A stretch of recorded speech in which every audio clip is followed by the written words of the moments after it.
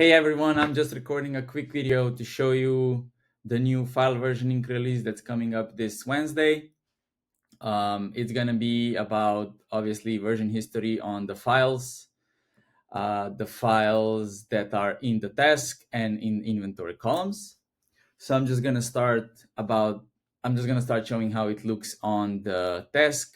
So obviously, if you have some files added to your templates or protocols or tasks, you basically access it in any view in this more menu.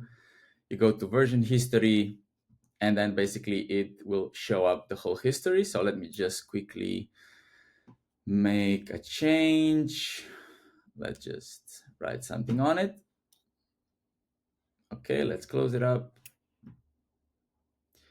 And now if I go to the version history, where you can see that we have another version. And what I can do from it is I can basically download any version, or I can restore the previous one. You also get notified which version it was restored from. And you can basically also see, if you click on the file itself, you can also see the preview of that file. So that's pretty much it in terms of the file version history. It will work with all the files on the tasks. And then another location where this is accessible is if you go to the items. Let's just go into one of the inventories. So if you have a file column inside of your inventory, you can only access it either through the file preview. So if you click on the file, you will get the file preview and you have the version history up here. Or you can go through item card, and you can always access it here. So not just in inventory, but everywhere you see the item card, and you can replace it. Obviously, let's just put something else.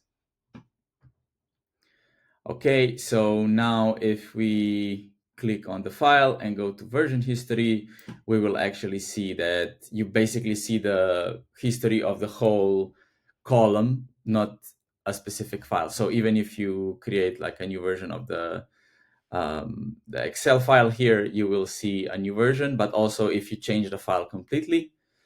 So just as a fail-safe, we also have, if you want to delete this file, we delete the version history. So we have a fail-safe. If you want to delete, we say that if you want to delete, the file version history will be removed. So in order to retain it, we kind of encourage the users to replace the file, not delete and then upload the new one.